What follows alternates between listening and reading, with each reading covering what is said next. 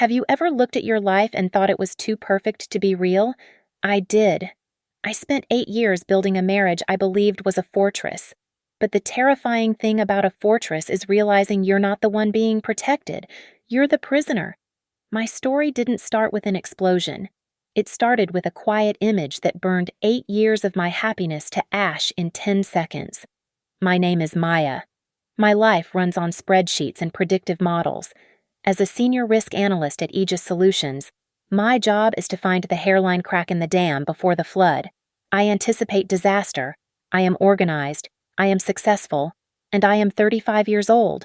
My world is built on order. This morning, however, was chaos, but a familiar kind. It was a cold, rainy Tuesday in Denver, the kind of miserable drizzle that seeps into your bones. I was doing my sister, Jessica, a favor, which meant navigating the drop-off line at Briarwood Academy. I watched my niece, Lily, just 7 years old, merge into the stream of expensive raincoats, her bright yellow umbrella disappearing into the crowd. I smiled, checking the time. David, my husband, would be deep into his finance summit in Chicago by now. He was the successful investment fund manager, the anchor to my analytics. He had called me just last night, his voice crackling over the line, complaining about the drafty hotel room and the terrible room service. He was supposed to be the keynote speaker this afternoon. I signaled, pulling my Lexus out of the snaking line of parents. As I turned onto the main street, a flash of color caught my eye. It was parked across the street, just past the intersection. A cobalt blue Tesla Model S. David's car. It was exactly his car. The specific shade, the rim package he had obsessed over for months. My heart did not just pound, it slammed against my ribs, a painful, sudden lurch. It made no sense. He was in Chicago. I slowed the car, the windshield wipers struggling against the rain, smearing the image. Then the passenger door opened, and David stepped out. Not a man who looked like him. It was him, his expensive wool overcoat, the one I bought him for Christmas, soaked at the shoulders. He did not look toward the school. He walked to the back door and opened it. He leaned in, his movements tender, and carefully helped a small child onto the pavement. A little boy, maybe 6 or 7 years old, his frame frail under a small jacket. The boy looked pale, almost sickly, and clutched a worn teddy bear. Before I could process the child, the driver's seat door opened. A young woman I had never seen before stepped out. She was younger than me, her dark hair pulled back, her face etched with a frantic anxiety as she fussed over the boy's collar. David did not look at the woman, not at first. He looked at the boy. Then, as she straightened up, he placed his hand on her shoulder. It was not a casual touch. It was intimate. It was an act of comfort, of shared burden. I stopped the car in the middle of the lane. A horn blared behind me. I did not care. The air left my lungs. My analyst brain was offline. This was pure, cold shock. My hands, shaking, found my phone. I dialed his number. David, Chicago. I watched him through the rain-streaked glass.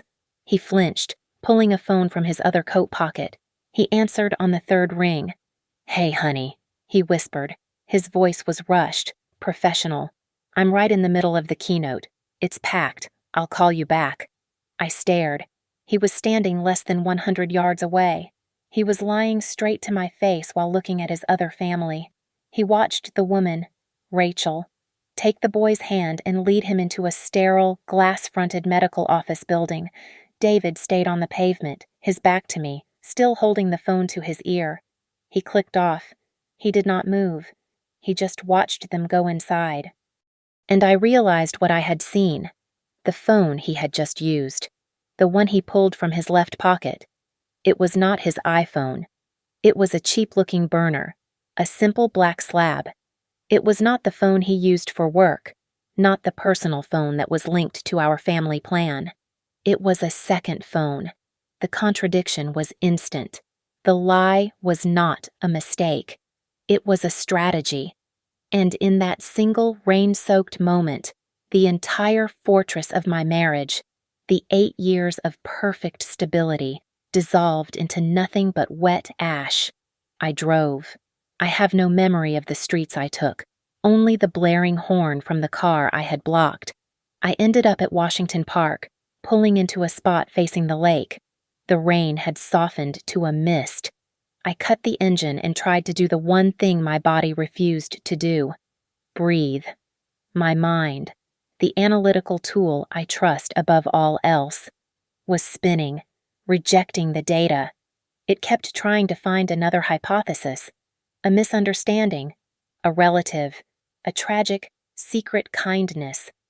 But the image of his hand on her shoulder, the lie whispered from a burner phone, refused to be categorized. I thought of the man I married 8 years ago, David Sterling. He was my fortress. We met when I was drowning in my master's thesis on quantitative risk. He had just landed his first job at a small brokerage firm. He was all ambition and charm, but with a steadiness that anchored me. He proofread my papers, made me coffee at 2 a.m, and told me that my brain was the most impressive thing he had ever encountered. He was my rock. 2 years later, I had an offer, a dream job, a data science lead at a bleeding-edge tech startup in San Francisco. The stock options alone were staggering, but David was just getting started in Denver. He and his brother, Mark, had a business plan for their own firm. Sterling Wealth. It was their dream. "I can't ask you to stay," he had said, holding me in our tiny rental apartment. But I heard the unspoken plea. He needed me. Our foundation was here, so I turned it down. I chose him. I chose us. I found the job at Aegis Solutions. It was stable. It was high-paying. It was mind-numbingly dull. But it paid the bills. It provided the predictable income stream while he and Mark took the risks. Building Sterling Wealth from the ground up, I was the silent partner, the reliable asset underpinning their venture. And I never once resented it, because we were building a life. Our life. The stunning, minimalist penthouse in Cherry Creek, with floor-to-ceiling windows that looked out over the mountains. A home so perfect it felt like no one lived there. We filled it with art, not with memories. Then there was the subject of children. It was me who brought it up. Around year 4. I was ready. He held my hands, his expression sincere, almost pained. "Just a few more years. Maya," he'd said, his voice so reasonable. "Just until the company is really solid. I want our kids to have everything. I don't want us to struggle." And the woman who analyzes risk for a living, trusted him absolutely. I believed in the plan. Our plan. I stared out at the gray water of the lake. The emptiness I had been feeling for the past year. I had diagnosed it as professional burnout. The hollow feeling in our perfect apartment when he was on another business trip. I thought it was just me, a flaw in my own code, a longing for a child we had mutually agreed to postpone. I realized now it was not burnout. It was intuition. It was the animal part of my brain screaming that the numbers were wrong.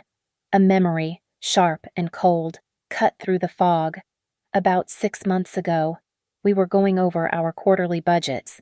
"David," I'd said, laptop open, "we should merge everything, all our accounts. It's just cleaner. We could optimize the tax strategy significantly, especially with your capital gains." I expected him to agree. He loved efficiency. Instead, he snapped. His voice was sharp, defensive. "It's just too complicated. Maya, the firm's finances are tied up with mine in ways you would not understand. Just leave it. It's fine." He had never spoken to me like that about money. He, the man who used to praise my financial mind. He had shut me out. It was the first visible crack. And I, the expert analyst, had looked right at it, logged it as an anomaly, and moved on. I had let him convince me it was nothing. It was not complicated. It was a secret, and he was furious that I had almost found the door. I drove home. The penthouse was silent, the floor-to-ceiling windows reflecting a gray, uncaring city. The shock had passed, replaced by something cold and familiar. Grief is a luxury. I am a risk analyst. My job is to find the anomaly, model the damage, and mitigate the exposure. My marriage was no longer a life. It was a high-priority risk profile. There would be no tears. Not yet. I went to my home office and sat at my terminal. I opened our joint accounts first. The mortgage payment, the utilities, the weekly transfers to the grocery account. Everything was exactly as it should be. Predictable. Boring. It was perfect camouflage. But the second phone? A burner. That means a second identity. A compartmentalized life. He was running a parallel operation. He thought I only looked at the joint accounts. But 8 years ago, I helped him set up his personal investment portals. I still had the access credentials he thought I had forgotten. I logged in. It took me 20 minutes of cross-referencing transfers. He was good, but I am better. It was not one large, obvious transfer. It was a series of smaller monthly payments, always just under the $10,000 reporting threshold. They were masked, routed through a holding account, and labeled high-risk investment consulting, a perfectly plausible expense for a fund manager. The payments all went to the same recipient, an LLC I had never heard of, Orion Medical Ventures. My fingers flew across the keyboard. A quick search. Orion Medical Ventures. It was a shell, registered in Delaware, of course. Minimal public information. But the address listed for service of process was not a P.O. box. It was a physical suite number. I ran the address. The result hit me like a physical blow. The Cordillera Advanced Medical Center. The exact glass-fronted building I had watched them walk into just hours earlier. I investigated the center itself. Its website was discreet, professional. They specialized in one thing: advanced treatments for rare pediatric genetic disorders. The sick little boy, the anxious woman, my husband, the liar. This was beyond my expertise. I needed eyes on the ground. I knew exactly who to call. My firm, Aegis, often uses private investigators for high-level due diligence on executive hires. I called the best. "Arthur," I said, my voice steady, devoid of emotion. "I have an internal matter. It requires absolute discretion." I gave him the names: David Sterling, the unknown woman, Rachel, the unknown boy, and the LLC, Orion Medical Ventures. "I need everything," I said. "I need to know who they are, how they are connected, and what that LLC is funding. I need it yesterday." He did not ask questions. He just named his price. I transferred the retainer from my personal savings. The front door chimed at 8:15 p.m. He was home. "Maya, honey, I'm back." I emerged from the office, closing the door behind me, wiping the calculated coldness from my face. I arranged my features into a mask of tired relief. He looked exhausted, which, I noted, was excellent acting. He dropped his briefcase and held out a small, elegant bag. Peace offering for the flight delay, nightmare travel day. Inside was a silk scarf. Hermes. The price tag would have been obscene. A guilt offering. He pulled me into an embrace. "God, I missed you. This conference was brutal." I let him hold me.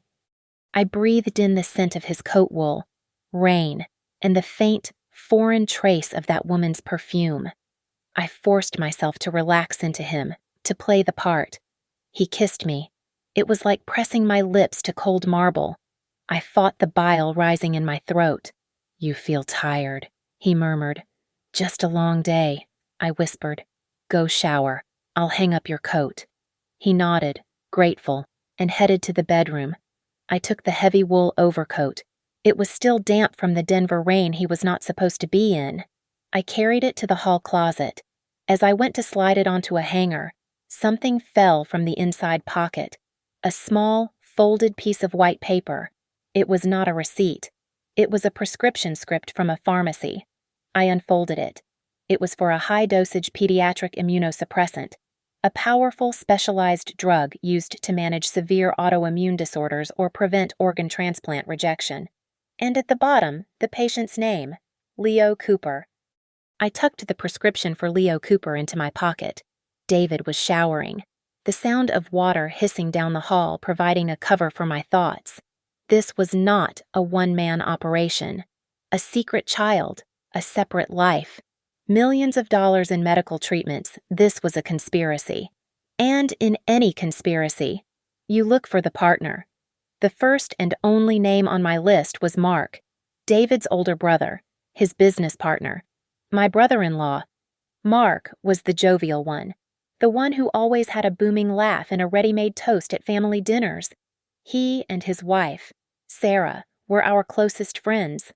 Mark, especially, had always treated me with a boisterous affection. "You're the best thing that ever happened to him. Maya," he would bellow, glass of wine in hand. "You finally got his feet on the ground. God knows he needs it." His words now echoed in my mind with a sickening, hollow ring. I needed to see his face. I needed to test the integrity of his performance. The next day, David left for the office, his Chicago trip now just a memory, his silk scarf bribe hanging in my closet like a dead snake. I waited an hour. Then I called Mark's wife, Sarah. "Sarah," I said, pitching my voice to sound tired, a little lonely. "I know this is last minute, but David's trip was so draining, and he's buried in ketchup. I'm feeling a little abandoned. Any chance you and Mark are free for dinner tonight?" "My treat." She was all sympathy, and after a brief, "Let me check with him," she accepted. We agreed on an upscale Italian place in Lodo. That evening, I sat across from them in a plush booth, nursing a glass of Pinot Grigio.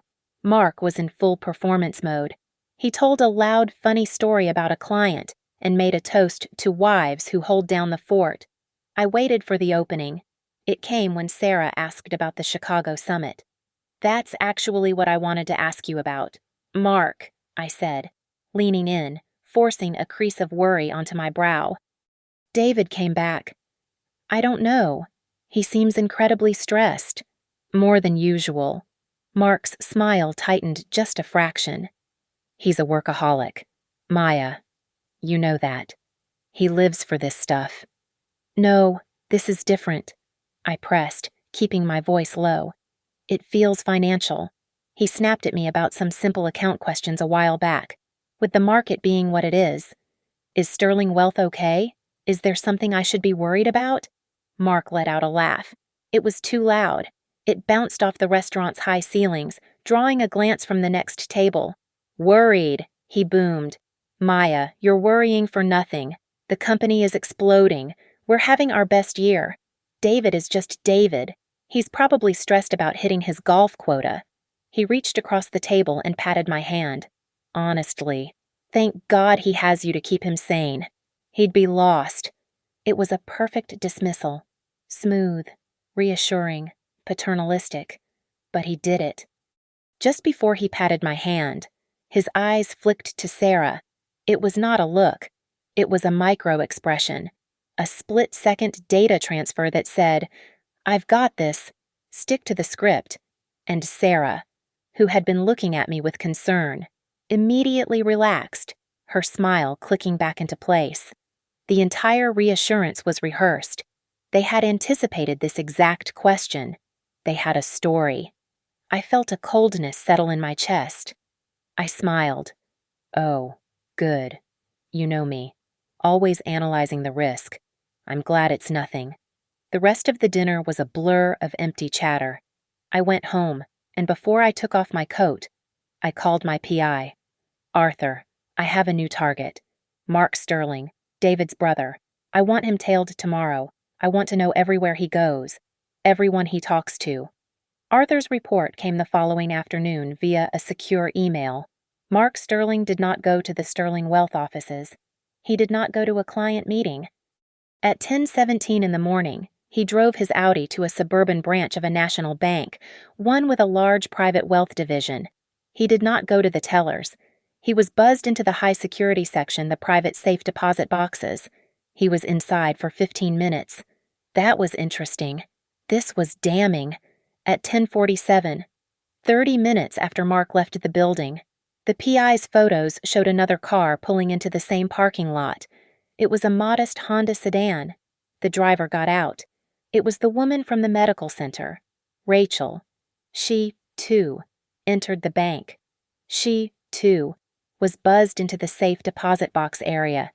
They were not sloppy enough to be seen together. But the timing was a flashing red light. This was a dead drop. A handoff. Mark was not just covering for his brother's affair. He was the bagman. He was the financial intermediary. The full report arrived as an encrypted file just before dawn. I sat in my home office, the city lights still glittering, and watched my life decompile itself into a series of cold, hard facts. Arthur was thorough. It was so much worse than I could have modeled. It was not an affair. An affair is a transgression, a chaotic impulse. This was a parallel infrastructure. David and Rachel Cooper were not lovers sneaking around in hotels. They were partners. They rented a small 2-bedroom house in Golden, a quiet suburb nestled against the foothills, a place with a yard. The PI had been inside. The closets were full of men's and women's clothing. The kitchen counter had a coffee maker. The walls were covered in children's drawings. The child, Leo, he was 7 years old. He was their son. The report detailed his medical condition, a catastrophic genetic disorder, something so rare I had to look it up. Conventional treatments had failed. The boy was dying. The experimental program at the Cordillera Center was his only chance. A desperate, last-ditch effort with a price tag in the millions. Orion Medical Ventures, the Shell LLC, was registered in Rachel Cooper's name. It was a clean pass-through, a corporate entity designed for the sole purpose of receiving funds and paying the massive, uninsured invoices from the medical center. It was a sterile, legal firewall. Then came the photographs. Arthur had included a surveillance gallery. It was not the image of them kissing that broke me. There were none. It was the banal domesticity. David, in a faded college sweatshirt, kneeling on the grass in their small backyard, tossing a baseball to a weak-looking Leo. David and Rachel sitting side by side in the harsh fluorescent lighting of the Cordillera waiting room, looking not like illicit lovers, but like any exhausted, terrified married couple, their shoulders slumped in shared despair. This was not a secret passion. This was a family. A real, established, suffering family. And I was the asset column funding it. The final document in the file was a scanned image, a high-resolution copy of a birth certificate from Jefferson County. Patient Leo Cooper, born May 10th, 2018. Mother Rachel Cooper, Father David Sterling. I stared at the date, May 10th, 2018. My hands went numb. I did the math, not on a calculator, but in my head, the numbers clicking into place with the terrifying finality of a lock. David proposed to me in November of 2018, a romantic whirlwind proposal in Vail. After a perfect day, we were married 6 months later. His son, his sick, 7-year-old son, was already born when he got down on one knee. He had a child. He had a whole other life. He held my hands and told me he loved my mind. He looked into my eyes and promised me a future. He asked me to wait to have children. Just a few more years, so we could be solid. It was all a performance, a meticulous long-term financial plan. He did not marry me for love. He did not marry me for partnership. He married me for my stability. He married my high-salaried, boring job at Aegis Solutions. He married my excellent credit and my predictable income. I was not his wife. I was the angel investor for his real family. The pain was gone. It did not fade. It was cauterized, leaving a clean, hard scar. The sobs that had threatened me at the park never came. I felt a profound, glacial coldness settle in my chest. I was not a woman who had been betrayed. I was a financial asset that had been misappropriated. My loyalty, my sacrificed career, my stable, high-paying job, it was not a partnership. It was the seed capital for his real life. I was the reliable bond funding his high-risk venture. My analyst mind was fully engaged. The personal matrix was solved. The new question was logistical. Where did the money come from? The experimental treatment at Cordillera was millions of dollars. I knew David's salary. I knew the bonus structure at Sterling Wealth. It was high, but it was not fund a secret family and multi-million-dollar medical treatments high. Not without liquidating primary assets, which I would have noticed. Therefore, the money was not his. I looked at the clock. 3 a.m. David was asleep down the hall, breathing the deep, untroubled sleep of a man who believed he was smarter than everyone else. I sat at my terminal. Sterling Wealth, the firm he and Mark built, managing the fortunes of Denver's wealthy elite. They were a river of other people's money. I opened a secure virtual machine. What I was doing was not just unethical, it was federally illegal. It was a violation of at least a dozen financial regulations and cybersecurity laws. It could end my career at Aegis and send me to prison. I felt no hesitation. He had already implicated me in his life of fraud. I would simply find the proof. My specialty is not just risk, it is structural vulnerability. I ran a silent backdoor audit of the Sterling Wealth servers. It took me 4 hours. They were good at hiding things, but they were finance guys, not data security experts. I was not looking for a single theft. I was looking for a pattern. I found it. It was not a client account. It was a ghost fund, a proprietary investment vehicle they had named Sterling Alpha, which did not appear on any public-facing materials. The mechanism was sickeningly brilliant. They would take a major client account, a large pension fund, for example. They would execute a highly successful block of trades, yielding, say, a 10% return. But they would report 8% to the client. 8% was a fantastic return. The client was thrilled. That extra 2%, the skim, was not reported as profit. It was immediately diverted, siphoned off into the Sterling Alpha Fund. The fund was a washing machine. From there, the money was cycled through a complex series of intermediary transactions, consulting fees, risk management services, before finally landing, clean and untraceable, in the account of Orion Medical Ventures, Rachel's LLC, the account paying for Leo's life. I ran the numbers. Over the last 3 years, they had skimmed just under $5 million. This was not a moral failure. This was not a broken heart. This was wire fraud. This was embezzlement on a massive scale. This was a federal crime. I needed to see who had access. I pulled the originating legal files for the Sterling Alpha Fund, the LLC incorporation documents, the partnership agreement, and my heart stopped. There were 3 names listed as founding partners: David Sterling, Mark Sterling, Maya Sterling. I stared at the screen. Below the typed names were the scanned signatures. David's familiar scrawl, Mark's sloppy loop, and mine. It was a perfect forgery of my signature, an exact replica. I was not just the financial support. I was the insurance policy. I was the scapegoat, with my name on the formation documents, with my spotless reputation as a senior risk analyst at Aegis. I was his shield. If the SEC ever investigated, I would not be the victim. I would be the co-conspirator. He had insulated himself from his crime by making me the criminal. The forged signature changed everything. This was no longer a divorce. It was a criminal defense strategy. My personal pain was irrelevant, a rounding error in the new calculation. I was now legally tethered to a $5 million fraud. I was a party to embezzlement. David had not just betrayed me. He had strategically deployed me as his primary legal shield. I was an expert in my field, but I was not an expert in this. I was compromised.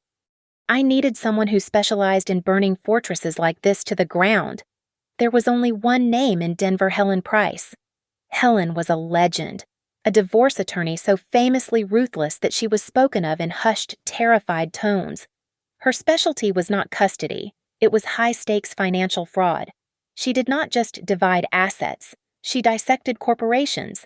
I scheduled a consultation under an assumed name and paid in cash. Her office was austere, overlooking the courthouse. She was a small, severe woman in her 60s with eyes that seemed to miss nothing. I did not cry. I did not rage. I simply opened my laptop and presented my findings as I would at a board meeting. I laid out the PI's report on the parallel family. I detailed the bank transfers to Orion Medical Ventures. I showed her the backdoor audit of the Sterling Alpha Fund. Finally, I showed her the scanned image of the forged partnership agreement. She was silent for a full minute, her fingers steepled. She looked from the screen to me, a flicker of something new in her eyes. It was not pity, it was respect. "Well, Mrs. Sterling," she said, her voice dry as paper, "you have certainly done your homework. Your husband is either a complete fool or he holds you in the lowest possible regard. He assumed you would never look. He assumed you were just a high-earning decoration." "He was wrong," I said. "Clearly." Helen leaned forward. "Our approach is not a divorce filing. That is a secondary concern. Our primary objective is extrication and leverage. We must sever your name from this fraud so completely that you are not just innocent. You are the key witness. We will make you untouchable. Then, we will ensure Mr. Sterling and his brother are held accountable. Criminally." We plotted for an hour. Helen's mind was as sharp and cold as my own. We had the digital trail, but to make the case airtight, we needed an inside source. Someone to corroborate the timeline, someone who could testify to the internal procedures that David and Mark had violated. I knew exactly who. Ben Carter. Ben was the chief compliance officer at Sterling Wealth. I knew him from industry events. He was the opposite of the Sterling brothers, a rigid, humorless, rule-following man who lived and breathed SEC regulations. He was the kind of man who laminated checklists. He was precisely the kind of employee David and Mark would have to deceive to pull this off. He was also the man who would be thrown to the wolves if an audit ever happened. I ran into him the next day at a coffee shop near his office building. "Ben," I said, feigning a pleasant surprise. "How are you? It's been ages." He was, as always, slightly awkward. "Maya, good to see you. How are things?" Good, I said, grabbing my coffee. "Listen, this is random, but I was looking over some of our personal investments with David. You know me, always the analyst. I saw a fund they're running. Sterling Alpha. It just looks a bit irregular from a risk perspective. The structure seems unusual. Is that something on your radar?" Ben's posture stiffened immediately. He was a compliance officer. The word irregular is a fire alarm. "I'm sure it's nothing," he said, too quickly. "David and Mark handle all proprietary funds. It's outside my purview." "Of course," I said, smiling warmly. Just my analyst brain overthinking. "Good seeing you. Ben." I planted the seed. A man like Ben could not ignore the word irregular. He would have to look. His professional integrity would demand it. I did not have to wait long. 2 days later, a call came to my personal cell from a blocked number. "Maya." The voice was a strained whisper. It was Ben. "We need to talk. Not on the phone.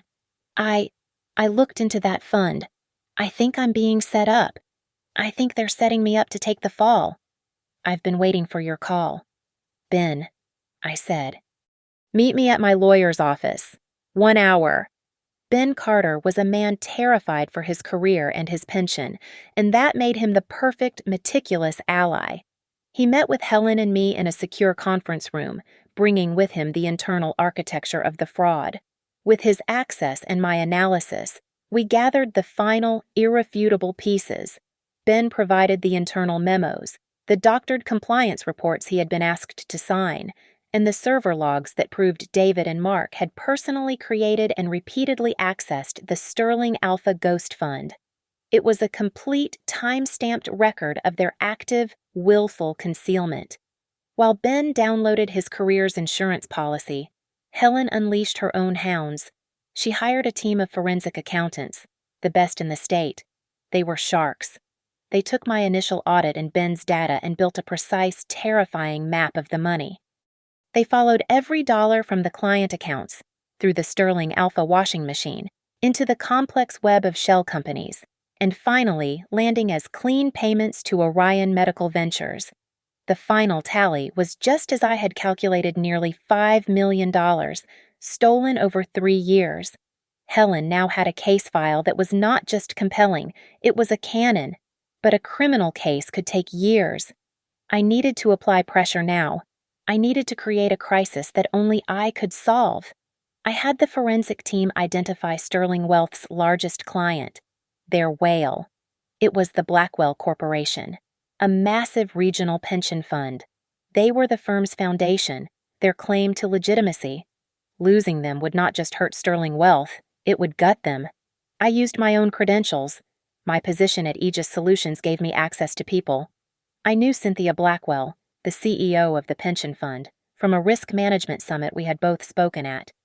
She was sharp, no nonsense, and fiercely protective of her pensioners. I arranged an informal coffee under the guise of discussing market volatility. We sat in a quiet corner of a hotel lobby. I did not mention David. I did not mention Sterling Wealth. I framed it as a professional courtesy. An analyst to an analyst. "Cynthia," I said, "I'm working on a new risk model at Aegis. It's a hypothetical scenario, but I'm seeing a new vulnerability in fund management." She was intrigued. "Imagine a firm," I said, "that manages a large fund, like yours. They're smart. They skim a tiny percentage, say 1 or 2%, off the top of a high-yield return. They report a great number to you, so you're happy. But they divert the rest into a proprietary ghost fund. They use that fund for off-book expenses. How would your internal auditors catch such a thing, if the reported returns were still meeting your targets?" Cynthia Blackwell did not move. Her eyes, already sharp, narrowed. She understood the hypothetical instantly. She did not ask me why I was bringing this to her. She did not need to.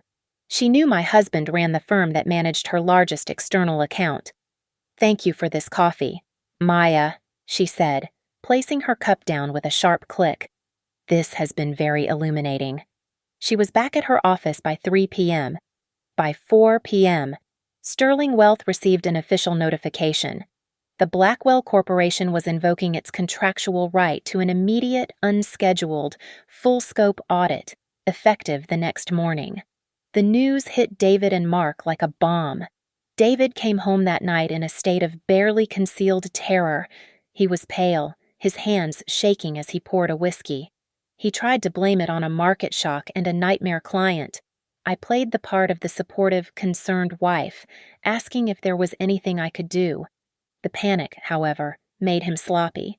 It made him predictable. Helen and I had modeled this exact scenario. A cornered rat will try to escape. In his terror, David did the single worst thing he could have done. He logged into his system late that night from our home office, thinking I was asleep. He attempted to move the last remaining $1 million from the Sterling Alpha Fund directly to an untraceable offshore account in the Cayman Islands. But Helen and I had already anticipated this move. We had already provided the bank's fraud division with a sealed legal warning regarding the fund, flagging all outbound international transfers for immediate review. His transaction did not go through. It was flagged. It was frozen. The trap was now set. The accounts were locked. The auditors were coming. And my husband, the brilliant financial manager, was now just a man in a cage of his own making, with every door closing at once.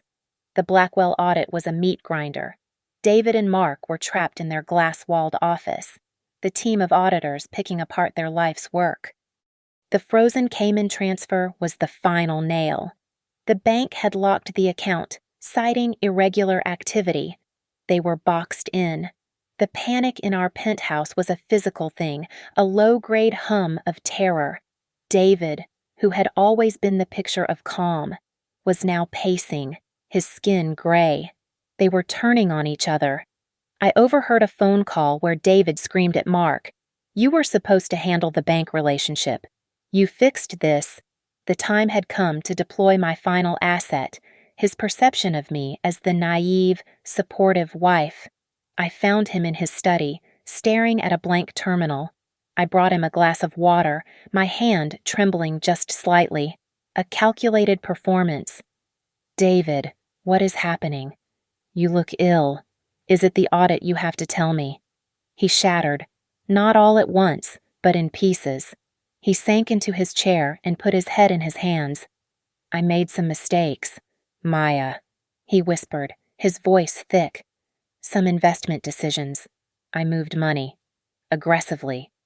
To cover some high-risk positions. It's not what it looks like. The company is in trouble. We could lose everything." It was a beautiful, curated confession, a lie wrapped in a kernel of truth. "I need your help," he said, finally looking at me. His eyes were desperate. This was the moment he had been building to. "The auditors. They're from Blackwell. You know Cynthia. You have a reputation. They respect you. They respect Aegis." "What do you want me to do?" I asked, my voice barely audible. "Just talk to them," he begged, grabbing my hands. "As a fellow analyst, just explain that these strategies are complex, that it's just market fluctuation. Reassure them. Your word, Maya, your word would calm them down. It would buy us time." He wanted me to use my reputation to lie for him, to commit a felony, to become, finally and fully, his co-conspirator. I let the silence stretch. I pulled my hands away, walked to the window, and pretended to be torn. "Finally," I turned back. "I will do anything for you, David. For us. You know that." Relief washed over his face, so profound it was disgusting. "But I will not go in blind," I continued, my voice firming. "If I am putting my name, my entire career, on the line, I need to know exactly what I am defending. No more shadows. I need you and Mark. Here. Tonight. You will walk me through every single transaction. You will explain everything, so I know what I am saying." "Yes, absolutely," he said, standing up, energized. He thought he had won. "I'll get Mark. We'll tell you everything. 7 p.m. Thank you, Maya. Thank you." He rushed out of the room, already on the phone to his brother, the savior wife secured. Mark agreed to come. Of course, he would be bringing his own briefcase. I knew he would be preparing to save himself, probably by offering up David. It did not matter. I had 3 hours before the meeting. I got in my car and drove to Golden. I drove to the small, 2-bedroom house with the children's drawings in the window. I had one loose end to tie up. Rachel Cooper answered the door. She looked worn, her anxiety from the medical center now a permanent feature. The boy, Leo, was visible behind her, sitting on the sofa, covered in a blanket. She looked at me, confused. "Can I help you?" "My name is Amanda Bell," I said, using a name from my PI's file. "I'm an administrator with the Cordillera Center's Insurance Review Board. I just have a few routine questions about Leo's treatment protocol." Her face went white. She thought I was there to cut off the money. "Please," she stammered, blocking the door. "Everything is paid for. His father handles all of that. It's all legitimate. We have the funding." "His father, David Sterling," I stated. "Yes, he's sacrificed everything for us. For Leo." I looked past her, at the small, desperate life they had built. I had no anger for this woman. She was just another asset he was leveraging. "He's not here, Rachel," I said, my voice softening. "No, he's in a critical meeting. He's trying to save the company. I'm not here about the insurance. Rachel." I met her eyes. "My name is not Amanda. My name is Maya. Maya Sterling. I am David's wife." She did not scream. She just deflated, her body sagging against the doorframe as the reality of who I was hit her. She sank onto the doorstep, her hands covering her face, and began to sob. He told me," she choked out. I waited. She looked up at me, her face destroyed by betrayal, a mirror of my own. He told me you were sick. He said you couldn't have children. He told me your marriage was just a financial arrangement, a partnership of convenience. He swore he was going to leave you. He said he was just waiting, that he was building all of this. For us. For Leo. The double lie. The final perfect piece of the puzzle. To me. He used a sick child as a shield.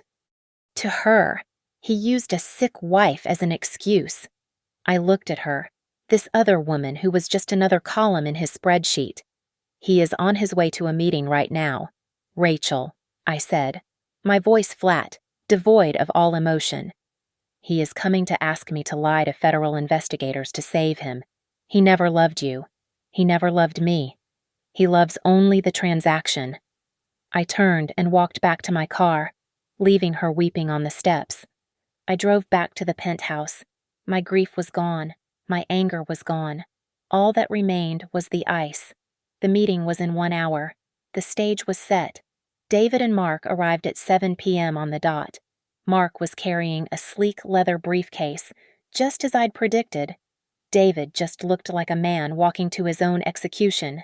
I was sitting at our massive 10-person dining table. The surface was clear except for a single, thick file folder. I was perfectly calm. David sat down, visibly steeling himself. He started his prepared speech, a word salad of market risk, leveraged positions, and client volatility. He was attempting to paint a picture of a brilliant trade gone slightly wrong. I let him talk for about 30 seconds before I held up my hand. I met Rachel this afternoon, I said. My voice was quiet, but it cut through his nonsense like a razor. And Leo. David froze. The color drained from his face, leaving a sick, pale mask. He could not speak. Mark, the rat, immediately stood up, his chair scraping loudly on the hardwood floor. I told you, he snarled at David. I told you I wanted no part of your personal mess. This is on you. Oh, you're very much a part of it. Mark, I said, my gaze shifting to him. He stopped. I smiled, a thin, cold expression that did not reach my eyes. You're a part of it every time you act as the bag man. You're a part of it when you help him launder $5 million of client money to pay for Leo's medical treatments. You are, as you said, intimately involved. Mark's face went white. I pushed the thick file folder into the center of the table. I called this meeting, I said, my voice resonating in the silent, cavernous room. This is my audit. I tapped the folder. Inside, you will find the incorporation documents for the Sterling Alpha Ghost Fund. You will find the complete map of the money, from the skimmed client accounts to Rachel's LLC. You will find the frozen transfer request to the Cayman Islands. And you will find this. I slid a single paper out from the file and placed it on top. My forged signature on the partnership agreement. The one that makes me the legal scapegoat for your entire criminal enterprise. David made a sound, a choked sob. He collapsed, his carefully constructed world gone. He confessed, the words tumbling out, a pathetic flood of self-pity. I had to, he cried, his face wet with tears. I had to do it. My son is dying. Maya, you don't understand. I couldn't let him die. I had to save him. He used the child, the one pure, tragic element in his entire web of lies, and he used him as a shield. I stood up. I walked to the window and looked out at the city we were supposed to have conquered together. You could have asked me for help, I said, my back to him, my voice devoid of any warmth. You could have told me the truth. You could have divorced me. You had a dozen honest choices. But you chose to defraud me. You chose to make me your accomplice. You chose to steal 8 years of my life and risk my entire future to fund your lies. His illness is your tragedy. David, your fraud is your crime. You bitch, Mark whispered, looking at the file. You did this. You set us up. He did this, David screamed, pointing at his brother. You were the one who suggested the fund. You said it was untraceable." The two of them erupted, screaming at each other, a pathetic, desperate brawl of mutual accusation, each man trying to claw his way out by damning the other. In the middle of the screaming, the doorbell chimed. David flinched, his eyes wide with paranoia. "Who is that? Did you order food? Is that the pizza?" I looked at him, my husband, the man I had loved, the man who had reduced his entire life to a $5 million lie. "It's not the pizza, David," I said. I walked to the door and opened it. Standing in the hallway were two men in dark suits, their FBI credentials clipped to their belts. With them was a sharp-looking woman I recognized as a lead attorney from the SEC. And behind them, his face grim, stood Ben Carter. And beside him, her expression like carved stone, was Cynthia Blackwell. David and Mark stared, their fight finished, their faces pale with the sudden cold understanding of the end. I stepped aside, holding the door open. I looked back at my husband. "Your auditors are here." The agents moved past me into the room. I picked up the original file from the table, walked over to the lead agent, and placed it in his hands. "Thank you so much for listening to my story. Please comment below and let me know where in the world you are listening from. I would love to connect and share our thoughts. Be sure to subscribe to Lily Revenge Stories, like this video, and give it an extra boost by hitting the hype button so this story can be heard by more people.